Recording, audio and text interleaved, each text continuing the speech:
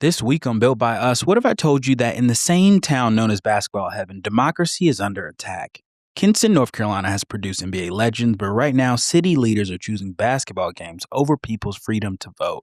A polling site in a very populated neighborhood might be removed for a high school game, and the city manager just quit, and a brand new gerrymander just carved up a new congressional district.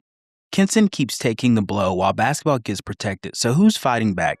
Meet Chris Suggs, a Democracy Summer alum, a proud Tar Heel, founder of Kinston Teens, former city councilman, and a Kinston native who refuses to let his community be silenced.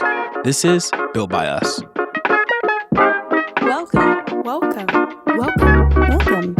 You're listening to Built by Us. Built by Us. Built by Us. Built by Us. Welcome back to Built by Us, the podcast for the movement by the people. I'm Kai McNeil, and today's guest knows Kinston inside out. Chris Suggs is a former city councilman, the founder of Kinston Teens, and a lifelong resident who has dedicated his life to building power in a community that has been hit with voter suppression, gerrymandering, and disinvestment over and over again. Chris is a Democracy Summer alum, and that experience changed his whole political trajectory. Thanks for joining us, Chris. Thanks for having me, Kai. So, Chris, let's start with what's happening in Kinston right now. People outside of Lenore County might not know the full story, but can you walk us through what's going on? Yeah, Kai, it's been a lot happening here in Kinston. And on the surface, it looks like a lot of really unorganized chaos. We've had a city manager resign after a pretty tumultuous and drama-filled election cycle, a polling place being questioned in the heart of a predominantly Black, very densely populated neighborhood. And then Kinston is right in the heart of Congressional District 1 right now, but overnight we've been moving to Congressional District 3. And so this mid-decade gerrymander going on. And the one connection being drawn out between this is power and instability. Right now you have a transition point in our local government. You have these crazy things happening in the General Assembly and at the federal government level. And what you're seeing is people with probably pretty bad intentions testing the boundaries of what will be allowed to happen and what we will all agree to. And I think you're seeing an erosion of what has been normalized as democracy and polling places that exist to protect voters and keep us civically engaged.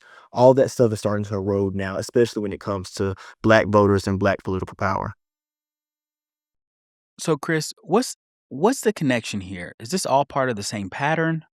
Yeah, what's happening here in Kinston, I think, is really just a local symptom of a broader national political strategy to disenfranchise Black voters, disenfranchise marginalized voters, and really attack Black political power.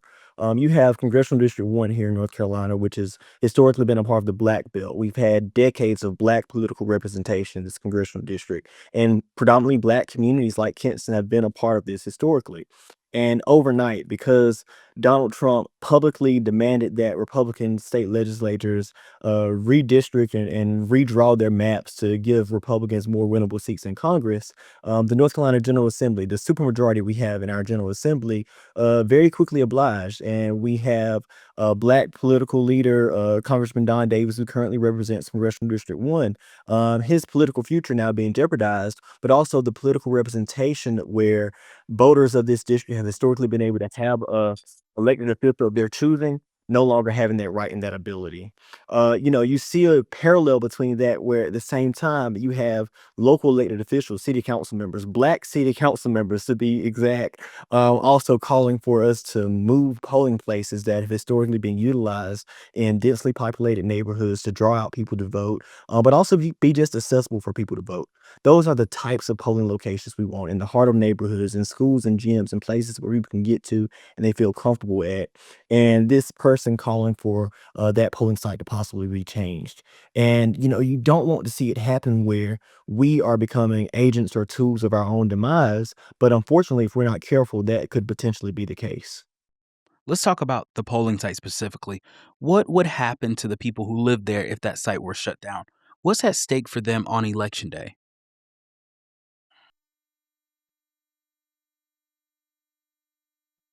Yeah.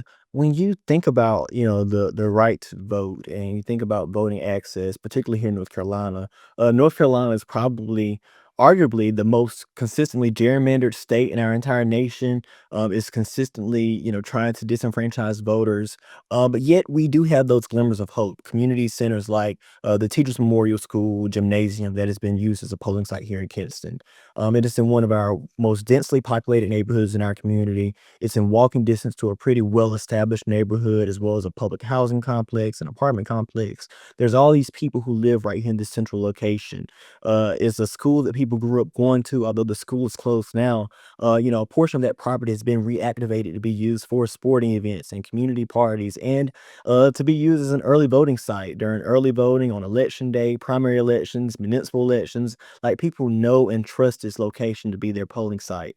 And so for a trusted and valued leader in our community to say, maybe we should move it somewhere else because it's starting to conflict with basketball games, that's not necessarily a sound and reasonable suggestion, especially when it hasn't necessarily been thought through and community members haven't had an opportunity to really engage in that conversation.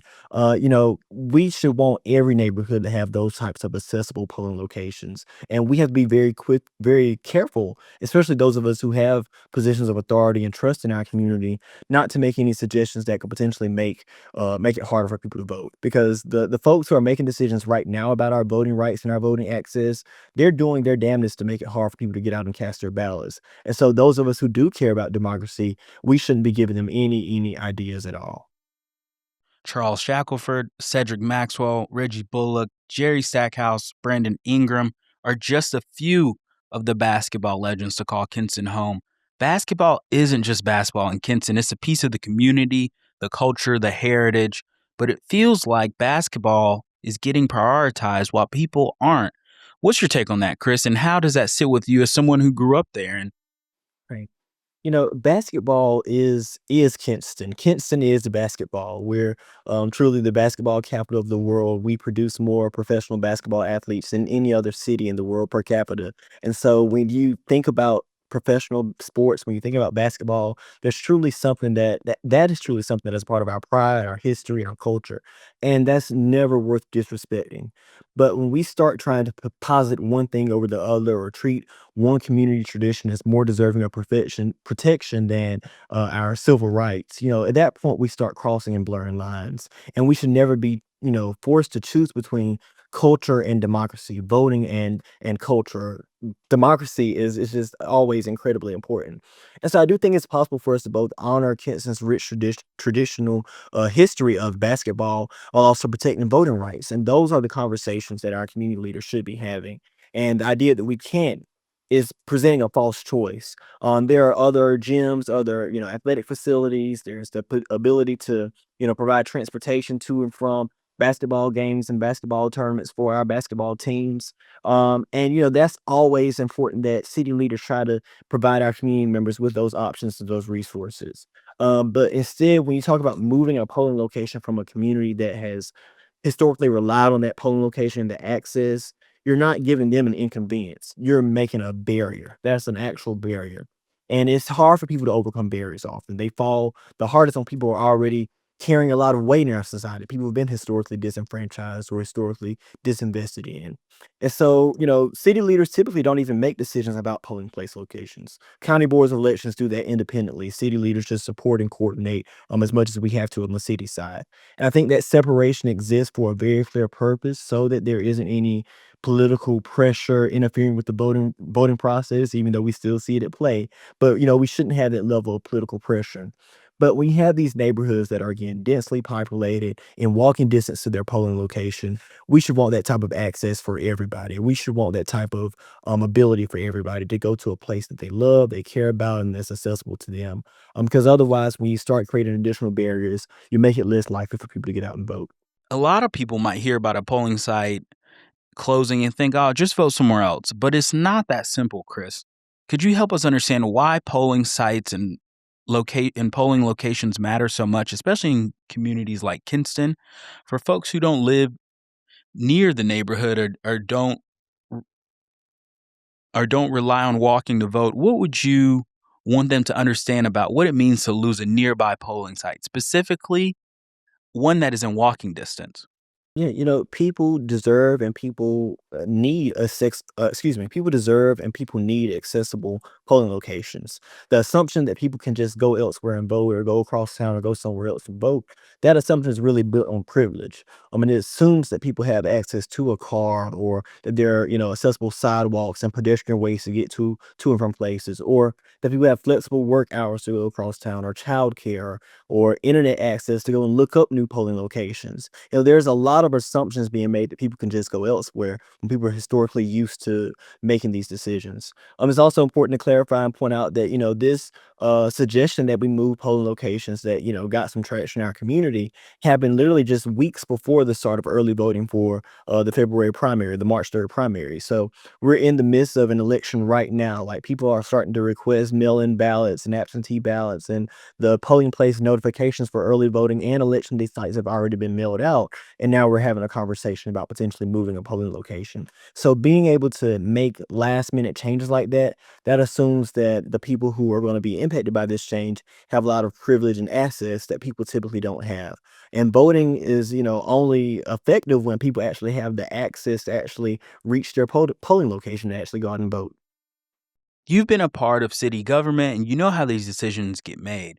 What can people in Kinston do right now to fight back against a polling site potentially closing? Is there a city council meeting, a petition? What's the path forward?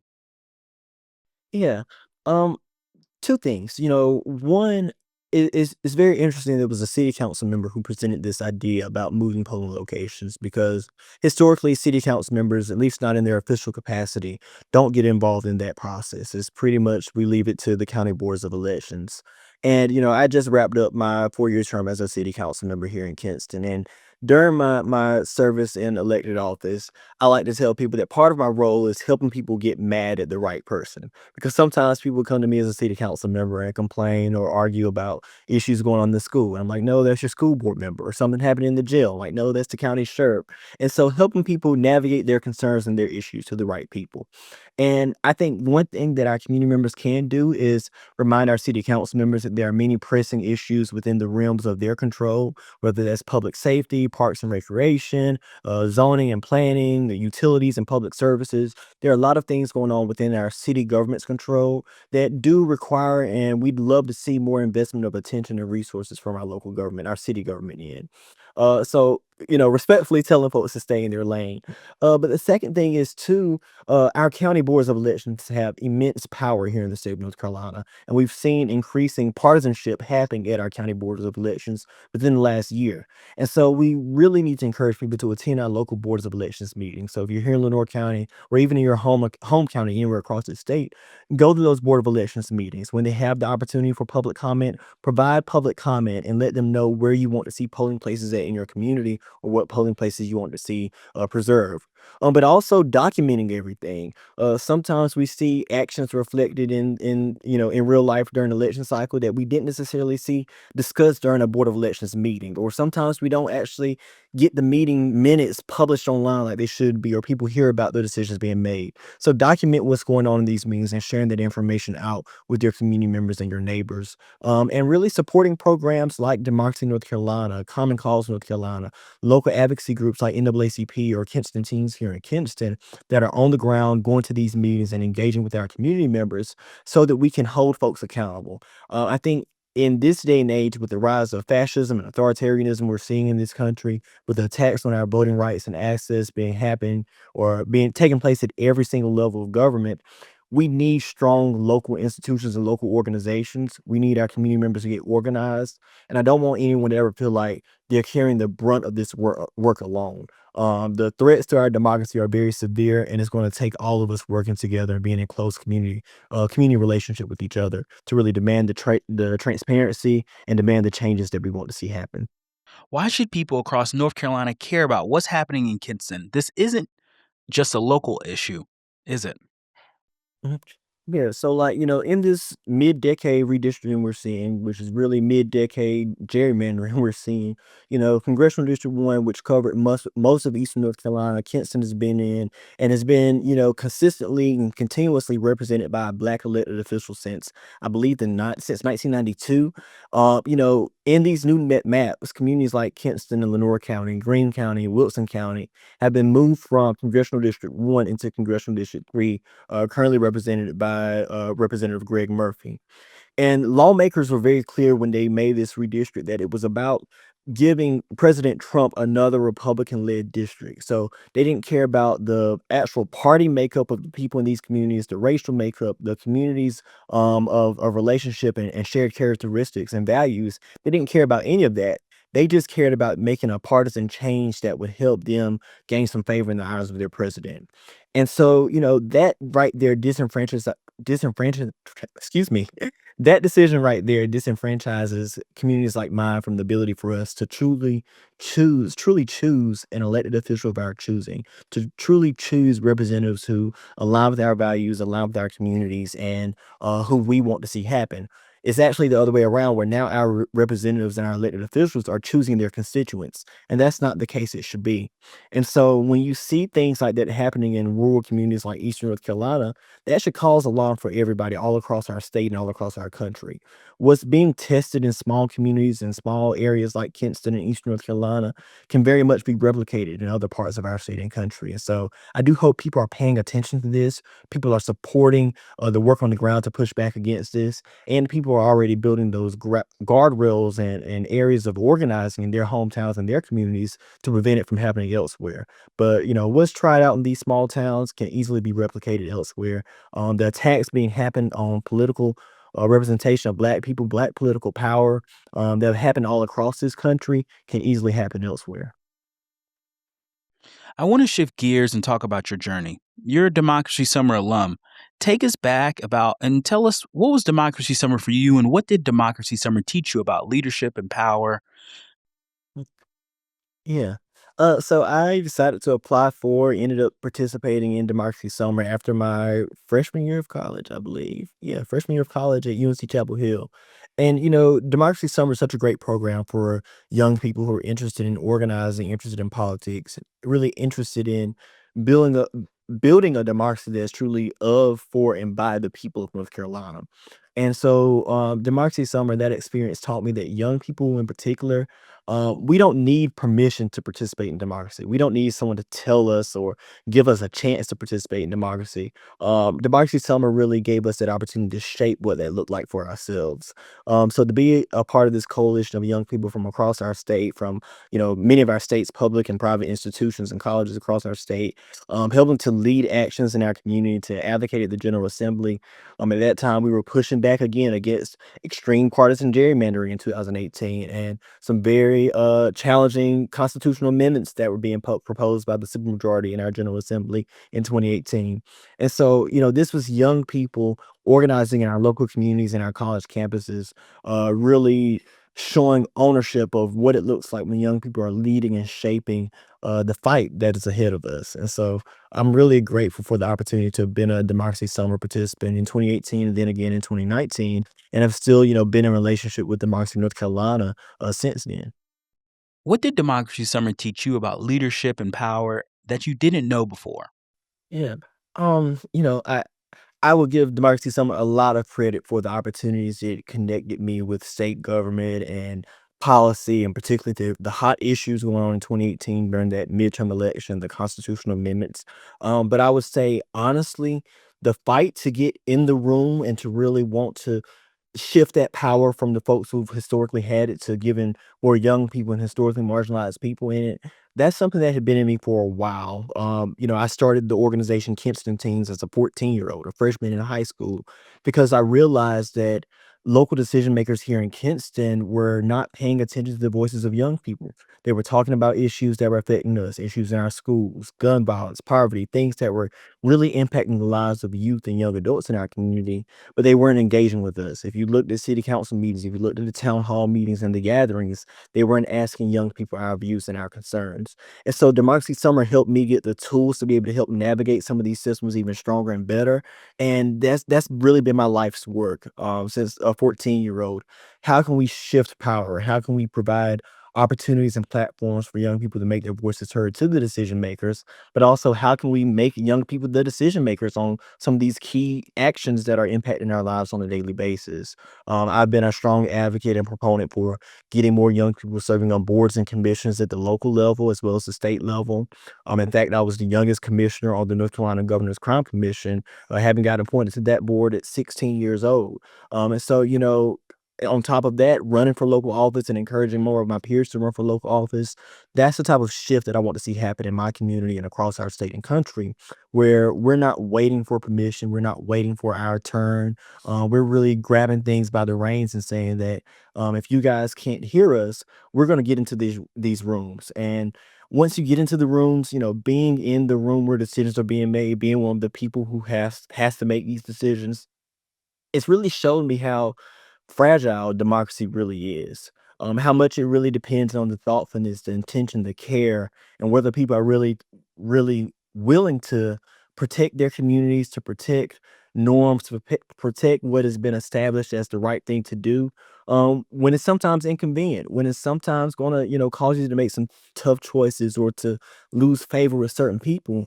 When you know it's the right thing to do, you have to be willing to do it. And so part of my life's work has been getting more young people in the room where decisions are being made, creating our own tables if they won't allow us a seat at the table, but giving us that access. And whether you're a commissioner or a councilman, those titles give you access, they give you the ability to make decisions, but it's the integrity that you have that determines what you do with that access, what you do with those positions. And I think we need a lot more leaders with integrity. You're no longer on the city council, but you're still organizing and still fighting for the people in Kinston. What gives you hope and fire in this time when democracy is at risk?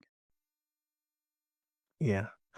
The truth is, it's because communities don't get the clock out of democracy. These attacks on our rights, our survival, they don't end when a term ends on city council or in public service. I was very clear that my decision to not run for reelection, to kind of step back from elected office, really was out of true concern and care for my community. I saw what people in office were doing or weren't doing with the power that's been entrusted to us, and I felt like I could be more useful and more impactful to my community organizing outside of the rims and the four walls of City Hall. Real leadership doesn't expire with an election. I think my community is really seeing that in these past few weeks where I've been able to really help explain some of the decisions being made by our local government officials. Excuse me. I've been able to really draw some parallels and connections between what's happening here in Kinston and some of the national issues, because when you step back, you start to see a pattern between black districts being carved up and gerrymandered, political instability in local governments, black officials being targeted by the president, black leadership really being undermined from City Hall to the Federal Reserve and the Librarian of Congress. Like those are all, you know, examples of black leadership being attacked and undermined in this country, and that's not a coincidence at all. That is, truly an effort to attack black political power and black political leadership in this country. Before what's going on in Minneapolis right now, you saw it was major black cities or cities with black leadership: Chicago, Durham, Charlotte, Baltimore, Washington D.C., where Trump was sicking the National Guard and ICE into these communities. These are all cities with black mayors, black political leadership that were being, prime targets for this federal administration. That's not a coincidence at all. And so I think what we really see is that we need more people being willing to speak truth into power. We've seen this play out, this handbook being played out all across the country. And so that consistent leadership, that continuity of leadership is really important. And so that's why I'm not stepping away from leadership. I'm just stepping away from elected office because I know that my community still needs leaders and we need more leaders. And so what can I do to build up leadership pipelines for young people to end up transitioning so that when they get into elected office, they don't feel isolated, but they have 2 or 3 other colleagues that they can work with and get things done. That we're building more community organizers to bring people together around the issues that matter to us and make sure that our voices are being heard. And so I'm really excited about what the year lies ahead. I'm not I'm not pessimistic or what's the word I'm looking for? I'm not in any way super discouraged by what's going on. It's disheartening. It breaks your heart to see what's going on. But I constantly get reminded when I see the examples of young leaders in particular across this country who are pushing back against extremism, who are bringing people together around the things that matter and care to us, and are really fighting back to make sure that we can protect and preserve our democracy here in the United States. Chris, thank you so much for coming on the show and for everything you do in Kinston. Your work matters, and we're grateful you took the time to break this down for us. Built by Us would not be possible without our amazing funders, donors, advocates, and supporters. If you would like to donate directly to Democracy NC and keep Built by Us a platform for the people, please visit dimnc.co/donate. If you would like to get involved in our programs for this upcoming election, check out dimnc.co/volunteer. To sign up as a vote protector and help defend polling sites across North Carolina. If you would like to get involved in our programs for this upcoming election, check out dimnc.co/volunteer. You can sign up to be a vote protector and help defend polling sites. Thanks for listening to Built by Us. You can connect with us on Facebook, Instagram, Threads, Blue Sky, and TikTok. Stay on the lookout for our next episode. And just a reminder from Democracy NC, big change can happen when many people take small actions.